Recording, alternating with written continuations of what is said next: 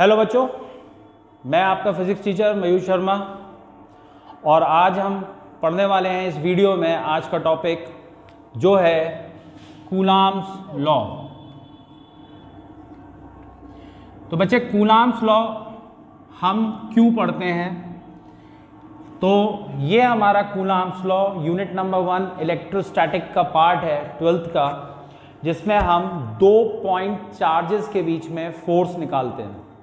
तो point charges जिनका size point की तरह होता है, तो जैसे हमने यहाँ पर एक पॉइंट हमने यहाँ पर लिया है, दूसरा पॉइंट हमने यहाँ लिया है, तो ये 2 चार्जेस हैं। तो हमारे पास में ये Q1, ये Q2, these are the 2 point charges.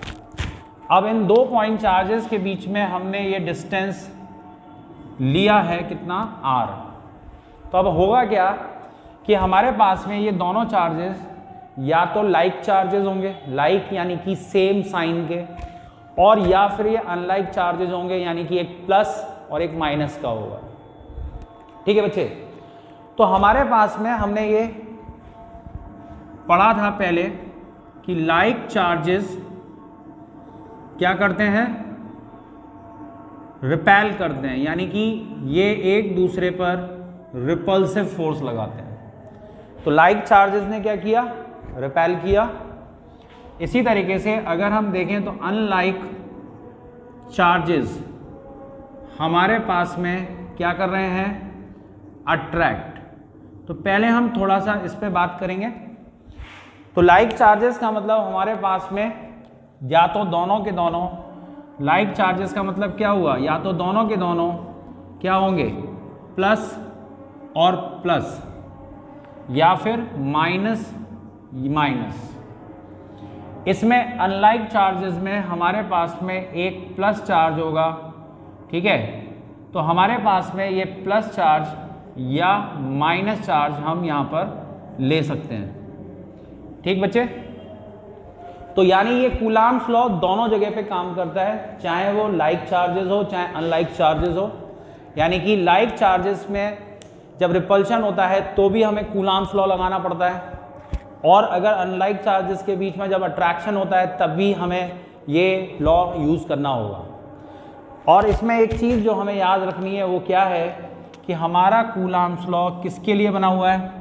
हमारा कूलाम्स लॉ केवल पॉइंट चार्जेस के लिए बना हुआ है। तो 2 लाइक चार्जेस मतलब प्लस प्लस रिपेल करते हैं, माइनस माइनस रिपेल करते हैं, प्लस माइनस अट्रैक्ट करते हैं, और कूलाम्स लॉ हमें इसके बीच में फोर्स निकालने के लिए हेल्प करता है। अब फोर्स निकालने के लिए हेल्प करता है, लेकिन हमें ये बात का ध्यान रखना है, क्या याद हम रहे हैं कि पॉइंट चार्जेस के लिए ये काम करता है। हम जैसे अगर इस पेन को चार्ज दे दें तो ये एक पॉइंट चार्ज नहीं होगा, लेकिन अगर मैं ऐसे 2 पेन आपको पास दिखाऊं तो ये 2 पेन को अगर मैं चार्ज दे रहा हूं और इनको दूर ले जाऊं तो डिस्टेंस बढ़ने पर ये पॉइंट चार्ज की तरह है, लेकिन पास आने पर ये पॉइंट चार्ज नहीं है। तो जब ऐसी कंडीशन होती है, जब हम चार्जेस को पॉइंट चार्जेस लेते हैं, तब हम कूलाम्स लॉ लगा सकते हैं। ठीक है बच्चे? तो ये कूलाम्स लॉ के अब हम स्टेटमेंट को पढ़ना चाहते हैं। तो कूलाम्स लॉ ये कहता है कि यहाँ पर ये जो फोर्स है, फोर्स ऑफ अट्रैक्शन और रिपल्शन, ये product of charges Q1 Q2 पे डिपेंड करता है। ठीक है? दूसरी चीज यहाँ पर 1/r², यानी कि F इन्वर्सली प्रोपोर्शनल होता है स्क्वायर के, जो कि क्या है, R का स्क्वायर। R क्या है यहाँ पर, दोनों चार्जेस के बीच में डिस्टेंस। तो अगर हम इसका स्टेटमेंट देखें तो अब हम इन दोनों को कंबाइन कर देंगे। तो कंबाइन करने पर हमारे पास में यहाँ पर ये जो इक्वेशन होगी ये बन जाएगी Q1 Q2 divided by R²। तो अब हम इसको पढ़ेंगे कैसे। The force of attraction repulsion between the 2 point charges, यानी कि चाहे वो अट्रैक्शन हो चाहे रिपल्शन हो, दोनों पॉइंट चार्जेस के बीच में वो जो फोर्स है, it is directly proportional to the product of charges and inversely proportional to the square of distance between them. तो अगर हम इन दोनों बातों को कंबाइन कर लेते हैं, यानी कि फोर्स डायरेक्टली प्रोपोर्शनल होता है किसके, प्रोडक्ट ऑफ चार्जेस के, और इन्वर्सली प्रोपोर्शनल होता है किसके, square of distance between them. तो इन दोनों को कंबाइन करके ये इक्वेशन बनती है। अब अगर हम यहाँ पर देखेंगे तो यहाँ पर हमारे पास में F इज इक्वल टू का साइन आ जाएगा Q1 Q2 upon r square. तो जैसे कि बच्चे आप लोग सब लोग जानते ही हैं, ये पहले से आपने पढ़ रखा होगा कि प्रोपोर्शनल का साइन हटाने के लिए हमें यहाँ पर एक प्रोपोर्शनल कांस्टेंट लगाना पड़ता है, और यहाँ पे ये प्रोपोर्शनल कांस्टेंट जो होता है वो K होता है, और इस K का हम नाम लिखते हैं क्या, इलेक्ट्रोस्टैटिक फोर्स कांस्टेंट। ठीक मेरे बच्चे, तो हमने यहाँ पर अब ये जो इक्वेशन देखी, तो ये जो इक्वेशन है ये हमारे पास में क्या हो गई, कूलम्ब्स लॉ।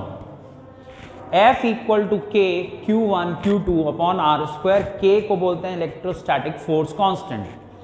अब ये जो इलेक्ट्रोस्टैटिक फोर्स कांस्टेंट होता है ये बच्चे कहाँ काम करता है, ये बात करता है हमारे इंटरवेनिंग मीडियम। अब बात करेंगे इंटरवेनिंग मीडियम क्या होता है। इंटरवेनिंग मीडियम दो चार्जेस के बीच में जो मीडियम है, जो मटेरियल है वो है। जैसे अभी हम लोग आपस में बात कर रहे हैं तो हमारे बीच में जो स्पेस है उसके बीच में एयर है, तो जो एयर है वो इंटरवेनिंग मीडियम कहलाती है। अगर हम वाटर में किसी चीज़ को ले जाएं, दो मासेस को, अब जैसे दो पेन को अभी हमने रखा है तो इनके बीच में एयर है, और इसको मैं इमर्स कर दूं वाटर के अंदर, पानी में डुबो दूं, तो इनके बीच में जो मीडियम है वो वाटर हो जाएगा। ठीक है, तो यहाँ पर ये K जो है ये इस बात पर डिपेंड करता है कि इन दोनों चार्जेस के बीच में ये इंटरवेनिंग मीडियम क्या है। ठीक है बच्चे, तो अभी तक हमने यहाँ पर ये देखा कि पॉइंट चार्जेस के बीच में ये फोर्स का फॉर्मूला आया। K की लिए अभी हम थोड़ी देर में बात करेंगे, लेकिन उससे पहले हमें एक चीज़ जाननी है, क्योंकि हमें लाइक और अनलाइक के बारे में जानना है।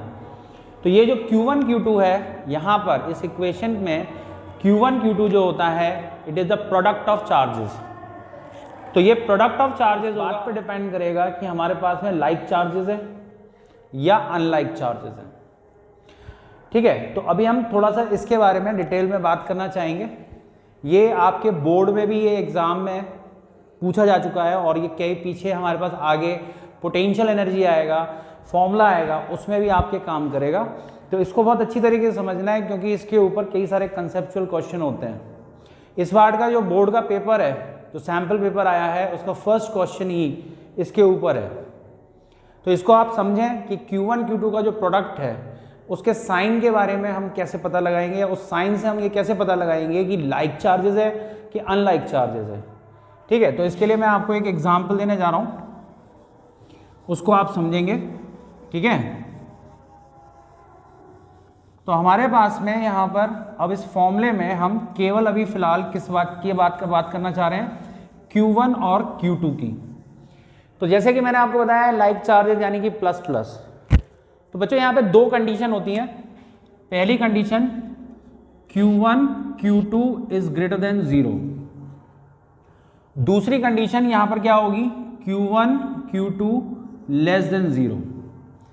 आप देखिए यहाँ पर ये प्लस प्लस यानी कि लाइक चार्जेस, माइनस माइनस, और प्लस माइनस अनलाइक चार्जेस के लिए कैसे काम करता है। यहाँ पे अगर हम देखें तो एक मैंने प्लस लिया, चार्ज का साइन यानी Q1 का साइन प्लस लिया, इसको मैंने मल्टीप्लाई किया प्लस से, तो ये आएगा प्लस। ठीक है बच्चे, तो यहाँ पर ये प्लस इंटू प्लस एक प्लस साइन आ रहा है, तो इसका मतलब यहाँ पे हमारा प्रोडक्ट का साइन प्लस है, जिसका मतलब यहाँ पर है Q1 Q2 is greater than 0। कोई भी वैल्यू अगर पॉजिटिव होती है तो उसका मतलब होता है इट इज ग्रेटर देन 0। अभी अगर हम यहाँ पर देखेंगे तो हमारे पास में Q1 Q2 का अभी हम दोबारा से देखें, माइनस माइनस करें तो माइनस इंटू माइनस फिर दोबारा से हमारे पास में प्लस हो जाएगा। तो अभी इस कंडीशन में भी हमारा जो प्रोडक्ट है इट इज पॉजिटिव। Q1 का साइन नेगेटिव, Q2 का sign negative, negative negative into positive, Q1 Q2 का साइन अगेन पॉजिटिव आ रहा है, यानी कि again Q1 Q2 greater than 0। और ये कंडीशन जो आप देख पा रहे हो, ये जो कंडीशन आप देख पा रहे हो ये किसकी है, ये हमारे लाइक चार्जेस की है। यानी कि लाइक चार्जेस का प्रोडक्ट पॉजिटिव होता है, 2 प्लस मल्टीप्लाई होने के बाद प्लस, 2 माइनस मल्टीप्लाई होने के बाद प्लस हो जाते हैं, जिसका मतलब Q1 Q2 ग्रेटर देन 0 होता है। तो इसका मतलब जब हमारे पास में ये कंडीशन आती है तो बोर्ड में ये क्वेश्चन कैसे पूछा गया था कि बताइए Q1 Q2 अगर ग्रेटर देन 0 है तो फोर्स का नेचर क्या होगा। तो आपको समझ में आ जाना चाहिए कि Q1 Q2 जब ग्रेटर देन 0 है तो हमारे पास लाइक चार्जेस हैं और लाइक चार्जेस के बीच में रिपल्शन फोर्स लगता है और ये दोनों चार्जेस एक दूसरे को रिपेल करते हैं।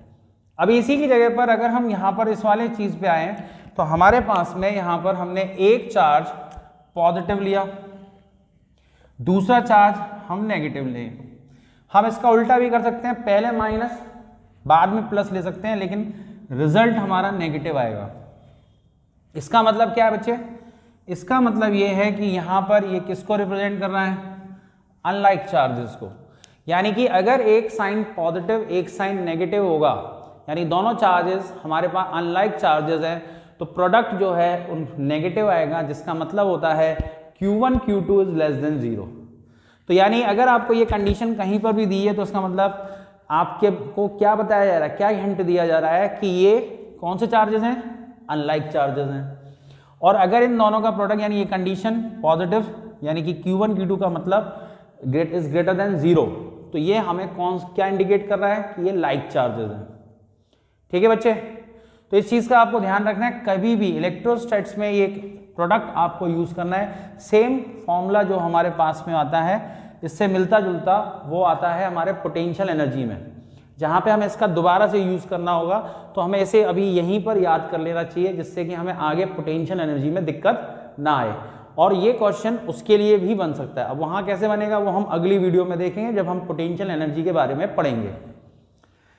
तो अब हमारे पास में हमने ये देख लिया भाई कि ये चार्जेस पे कैसे डिपेंड करता है, यानी चार्जेस के साइन पे कैसे डिपेंड करता है कि प्लस चार्जेस होंगे, दोनों माइनस होंगे, तो हम यहाँ पर किस तरीके से फोर्स को रिपल्सिव या अट्रैक्टिव ले सकते हैं। तो अभी हमने बात करी थी किसकी? के की, जिसका नाम मैंने आपको क्या बताया था? Electrostatic force constant. तो अभी हमारे पास में जो फॉर्मूला है वो है F equal to k Q1 Q2 upon R square. अभी हम बात कर रहे थे Q1 Q2 की, अब हम बात कर रहे हैं किसकी? इस K की। इस K का नाम मैंने आपको बताया था इलेक्ट्रोस्टैटिक फोर्स कांस्टेंट। मतलब क्या हुआ इसका? यानी ये किस पे डिपेंड कर रहा था? इंटरवेनिंग मीडियम पे, यानी कि दोनों चार्जेस के बीच में मीडियम क्या है। तो अब थोड़ा इस पे बात करते हैं। तो जैसे कि मैंने बताया इंटरवेनिंग मीडियम हम दो चीज़ों के बीच में, जैसे हम और आप हैं उनके बीच में, या किसी भी दो ऑब्जेक्ट्स के बीच में जो मीडियम मटेरियल होता है उसकी बात कर रहे हैं हम। जैसे हम एयर में बैठे हुए हैं तो एयर में, या जो चीज़ें एयर में रखी हुई हैं तो एयर हमारे बीच में होगी, तो वो इंटरवेनिंग मीडियम है। पानी में जाएंगे तो पानी हमारे बीच में या किसी के बीच में इंटरवेनिंग मीडियम का काम करेगा। तो आप ये अगर देखें तो अगर जैसे मैं आपसे सीधे सीधे बात कर रहा हूँ, हमारे बीच में कुछ नहीं, आप मुझे देख पा रहे हैं, मैं आपको देख पा रहा हूँ, मैं आपकी आवाज़ सुन पा रहा हूँ, आप मेरी आवाज़ सुन पा रहे हैं, बिल्कुल क्लियर है ना? हमारा कम्युनिकेशन बहुत बढ़िया हो रहा है। तो अगर हमारे बीच में कोई शीट लगा दें, प्लास्टिक की शीट लगा दें, तो आप मुझे देख पा रहे हो, लेकिन मेरी आवाज़ में कहीं ना कहीं कमी आएगी। अगर हम कर्टेन लगा दें, क्लॉथ का कर्टेन लगा दें, तो आप मेरे को नहीं देख पाओगे, और अगर वो सेमी ट्रांसपेरेंट है तो थोड़ा मैं दिख भी सकता हूँ, आवाज़ कहीं ना कहीं लैग करेगी। तो हमने क्या सीखा अभी कि हमारे बीच में कोई चीज़ आ जाएगी तो हमारा इंटरेक्शन कम हो जाएगा। सेम उसी तरीके से अगर कोई दो चार्जेस के बीच में कोई मीडियम डालते हैं तो वहाँ पे फोर्स को भी कम हो जाना चाहिए।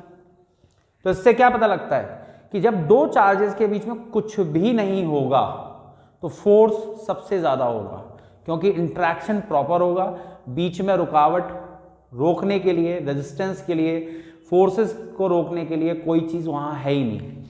तो सबसे पहले हम बात करेंगे किसके लिए? For vacuum. अब वैक्यूम के लिए अगर हम यहाँ पे देखें तो हमारे पास में ये जो फोर्स है यहाँ पर, तो charges Q1 Q2 upon r square हमने लिए हैं, चार्जेस Q1 Q2 और आर हमारे उसके बीच में डिस्टेंस। तो अभी हम किसके लिए बात कर रहे हैं बच्चे? वैक्यूम के लिए बात कर रहे हैं। तो वैक्यूम में इस K की जो वैल्यू होती है वो 1/4 पाई एप्सिलॉन नॉट होती है।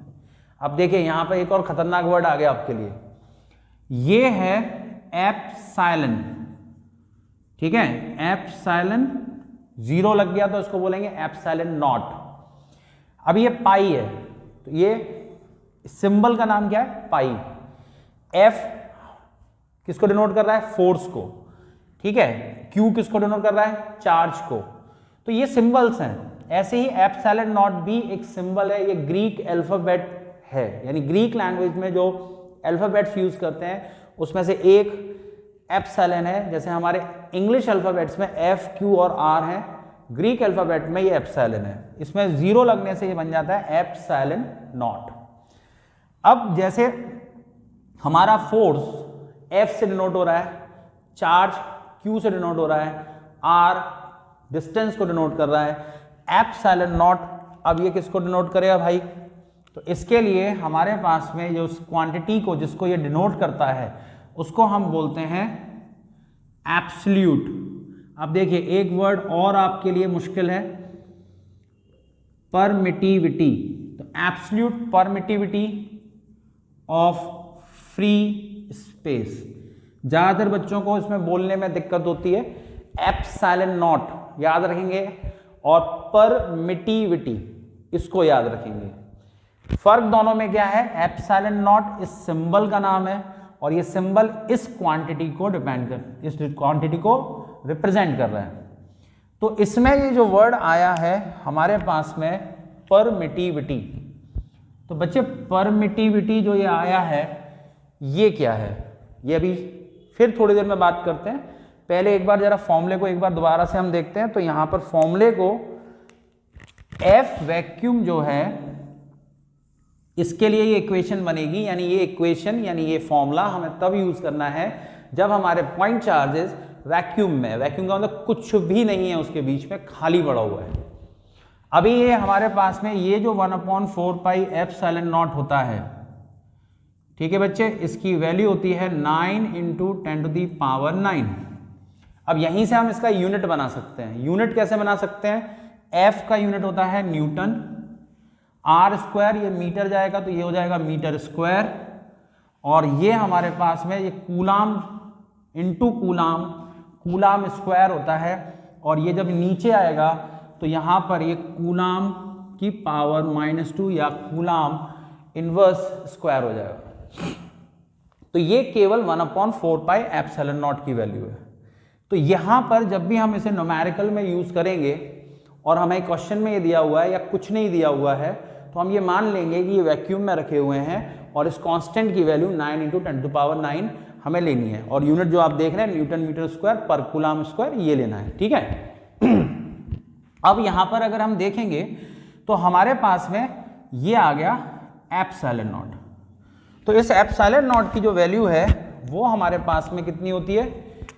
8.85 × 10⁻⁻12। तो 8.85 -10⁻⁻12। गौर से देखें तो एप्सिलॉन नॉट यहाँ नीचे आ रहा है, तो अगर मैं इस एप्सिलॉन नॉट को ऊपर ले जाऊंगा तो ये सारी वैल्यू नीचे डिनोमिनेटर में आ जाएगी, और इसको फिर जब हम ऊपर ले जाएंगे तो ये सारे यूनिट का साइन जो पावर है उसका साइन जो है वो चेंज हो जाएगा, यानी कि अब ये हो जाएगा कूलाम स्क्वायर पर न्यूटन पर मीटर स्क्वायर। तो यूनिट कैसे देख रहे हैं उसका भी ध्यान रखना है, वैल्यू अलग अलग है, अलग अलग चीज़ें हैं, इसका बहुत ध्यान रखना है। तो 1/4 पाई एप्सिलॉन नॉट के की वैल्यू होती है जिसकी न्यूमेरिकल वैल्यू 9 × 10⁻⁹ है, जो वैक्यूम के लिए हम यूज़ करेंगे।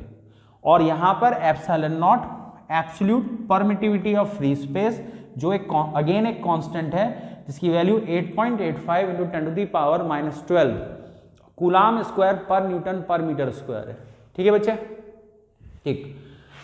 तो ये तो हमारा फॉर्मूला रहा वैक्यूम के लिए। अब बात आती है कि अगर हम इसमें चार्जेस के बीच में कोई मीडियम ले आएंगे तो इंट्रैक्शन में, जैसे हम पहले बात कर रहे थे कि इंट्रैक्शन में कुछ चेंज आएगा।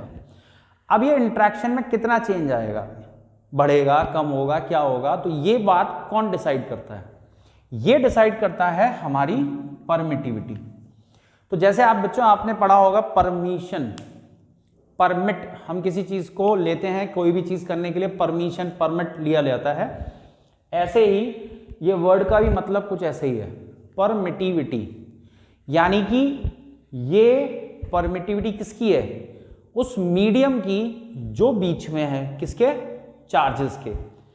अब ये मीडियम की जो परमिटिविटी है एक तरीके से ये परमिशन है। परमिशन मतलब यानी कि ये अलाउ कर रहा है कि कितना फोर्स लगेगा दो चार्जेस के बीच में। अगर हम इस मीडियम को, किसी मीडियम को दो चार्जेस के बीच में रख रहे हैं तो उसकी वो प्रॉपर्टी जो ये डिसाइड करेगी कि फोर्स कितना लगेगा, उसे हम परमिटिविटी कहेंगे। तो जैसे कि मैं आपको बताया कि वैक्यूम के अंदर इंट्रैक्शन सबसे ज्यादा होता है, तो जैसे कि ये डिनोमिनेटर में आ रहा है तो यहां पर वैक्यूम की परमिटिविटी सबसे कम होती है। तो एक बार गौर से सुनिए दोबारा से कि वैक्यूम में फोर्स सबसे ज्यादा है क्योंकि वहां बीच में कुछ नहीं है।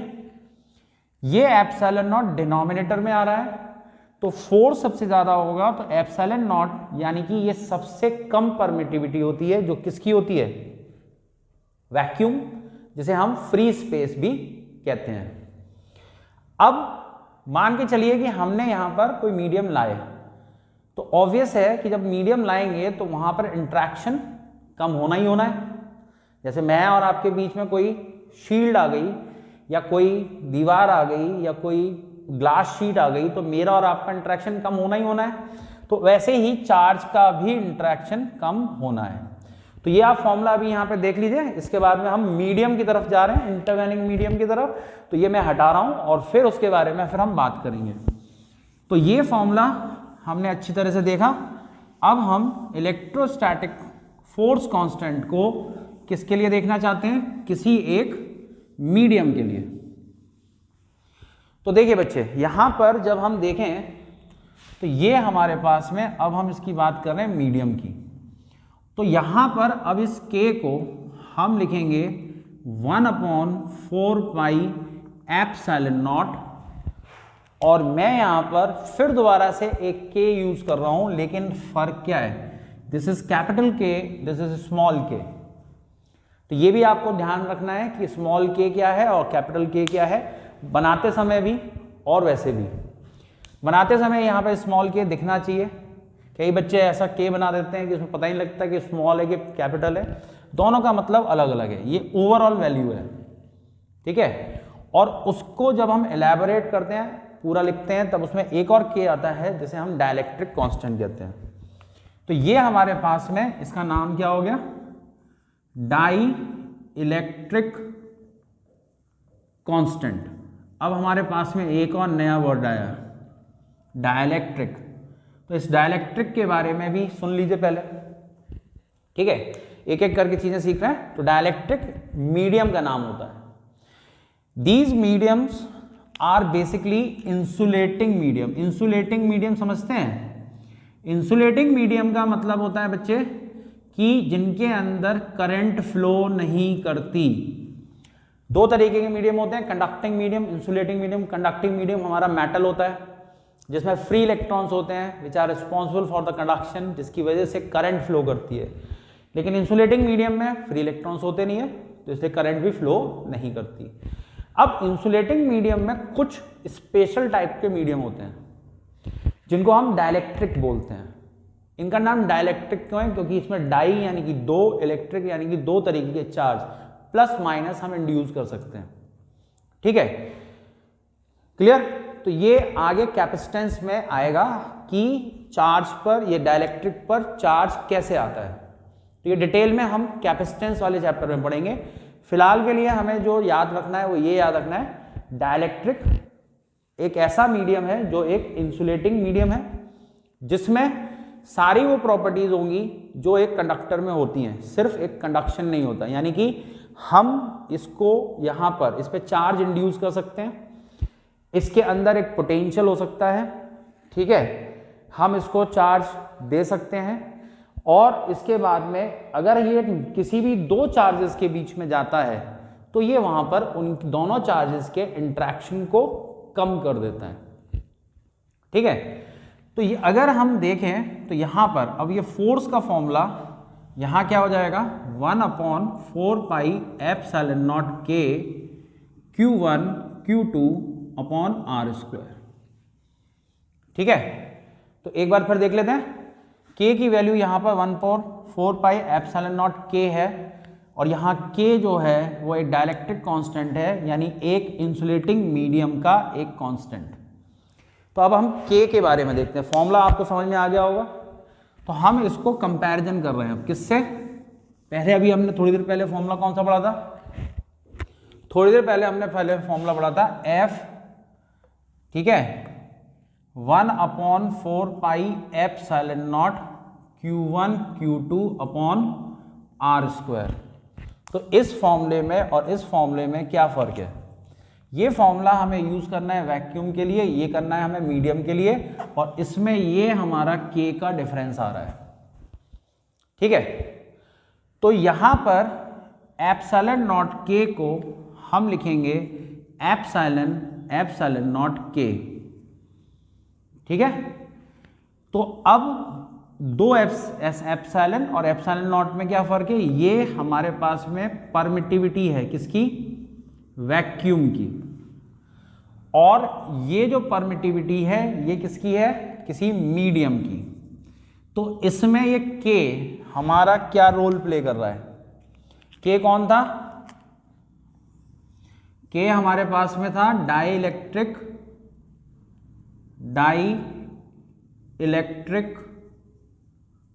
कांस्टेंट। तो डाइलेक्ट्रिक कांस्टेंट है बच्चे ये, इसका एक और नाम होता है जिसे बोलते हैं हम रिलेटिव परमिटिविटी, ठीक है, और इसको हम लिखेंगे ε0r। तो जैसे एक चीज के दो नाम हो सकते हैं, जैसे आपके घर का नाम होता है, एक बाहर का नाम होता है, ऐसे ही आप समझ लीजिए कि इसके भी दो नाम हैं। दो नाम कैसे हैं, एक है डाइलेक्ट्रिक कांस्टेंट, एक है रिलेटिव परमिटिविटी। किसी क्वेश्चन में आपको डाइलेक्ट्रिक कांस्टेंट मिल सकता है, किसी क्वेश्चन में आपको रिलेटिव परमिटिविटी मिल सकता है, कहीं पर हम k भी यूज कर सकते हैं, कहीं हम ε0 भी यूज कर सकते हैं। तो अब हमारे पास तीन एप्सिलॉन हो गए, पहला एप्सिलॉन, ε0 और ε0, तीनों में फर्क समझते हैं।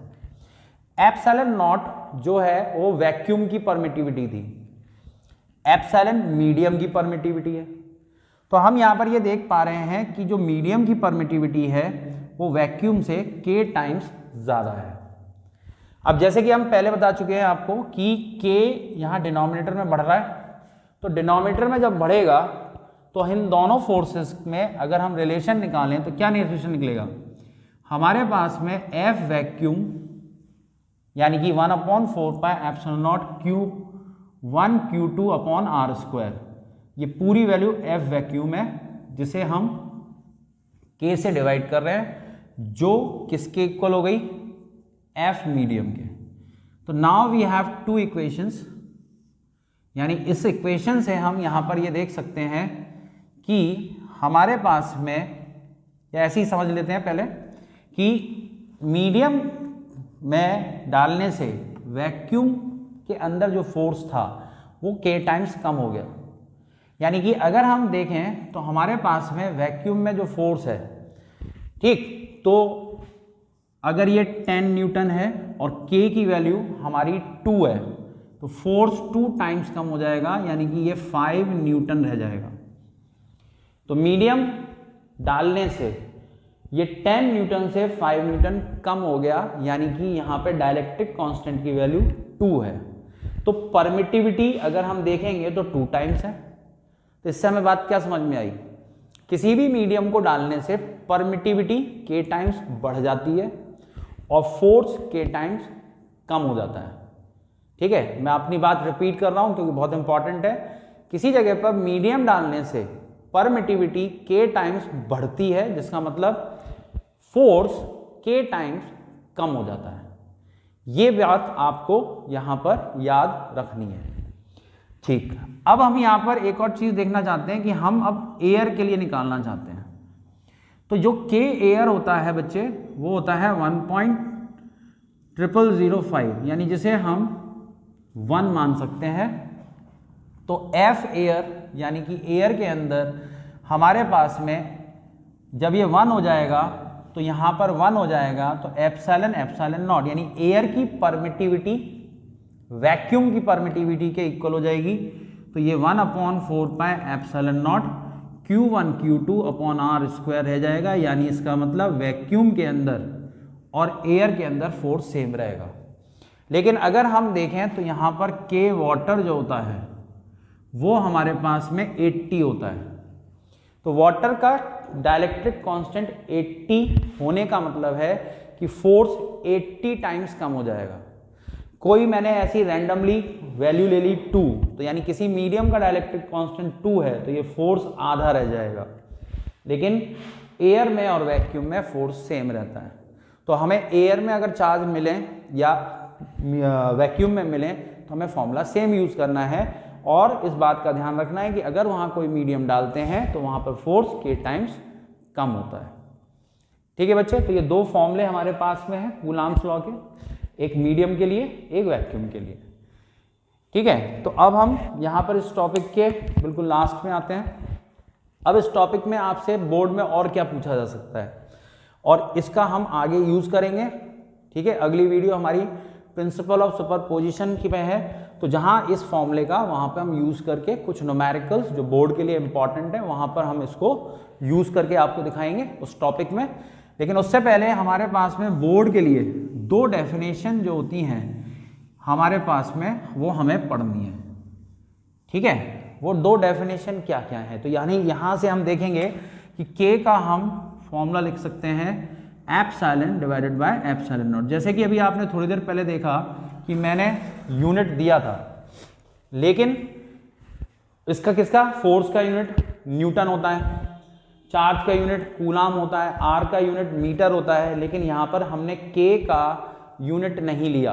क्यों नहीं लिया? क्योंकि इट इज अ रेशियो। ये भी परमिटिविटी, ये भी परमिटिविटी। तो यहां से हम अगर इसको डिफाइन करना चाहें तो ये फॉर्मूला हमारा डेफिनेशन में हेल्प बनाने में हेल्प कर सकता है। कैसे? के क्या है? Dielectric constant of a medium is equal to और is defined as the ratio. Ratio किसका? Absolute permittivity of medium to the absolute permittivity of free space. तो फॉर्मूले से इस तरीके से हम डेफिनेशन भी तैयार कर सकते हैं। तो बहुत ज़्यादा हमें हैक्टिक करने की जरूरत नहीं है, चीज़ों को बहुत ज़्यादा टफ करने की नहीं है, इजी करने की कोशिश करनी है। तो फॉर्मूले से ही आप डेफिनेशन याद कर सकते हैं। अब जैसे देखिए दूसरी डेफिनेशन में बना के दे रहा हूं आपको। यहां पे अगर हम देखेंगे तो F vacuum upon F medium, तो यहां पर भी आप देख रहे हैं, देखिए ऊपर भी फोर्स नीचे भी फोर्स, ऊपर भी यूनिट डालेंगे आप न्यूटन, नीचे भी डालेंगे न्यूटन, न्यूटन से न्यूटन कट गया। तो हमने क्या सीखा? पहली चीज सीखी के एक डायमेंशन लेस है, इसकी कोई डायमेंशन नहीं होती, और ये यूनिट लेस है यानी कि इसका कोई यूनिट भी नहीं होता। इसका मतलब हमारे पास में के केवल एक नंबर होता है। ठीक है, क्यों? क्योंकि ये एक ही क्वांटिटी का रेशियो है जिसे हम दो तरीके से अलग अलग डिफाइन कर रहे हैं। पहली डेफिनेशन हम पढ़ चुके हैं, अब दूसरी डेफिनेशन पढ़ेंगे। डाइलेक्ट्रिक कांस्टेंट्स के क्या है? Dielectric constant of a medium is defined as ratio of, ratio देख रहे हैं ना आप सामने, तो ratio of force between the two charges in vacuum at a distance. अब उन्हीं चार्जेस को हम कहां ले गए? मीडियम में, to the force between the same charges at the same distance in that medium, जिसकी हम बात कर रहे हैं। ठीक है, तो अब इसको एक बार एक फ्लो में पढ़ते हैं। The dielectric constant of a medium is defined as the ratio of force between the two charges at a certain distance in vacuum to the force between the same charges at the same distance in a medium। और ये वाली हम पढ़ेंगे, तो dielectric constant of a medium is defined as the ratio of absolute permittivity of medium to the absolute permittivity of free space. ठीक है बच्चे, तो ये हमारे पास कूलाम्स लॉ था। ठीक है, इस कूलाम्स लॉ में आपके ये दो डेफिनेशन फॉर्मूले आपको बहुत अच्छी तरीके से याद रखने हैं, जो हमारी अगले वीडियो में यूज होंगे। तो बच्चों ज़्यादा से ज़्यादा लाइक करिए, सब्सक्राइब करिए, शेयर करिए। ठीक है बच्चे, मिलते हैं अगली वीडियो में।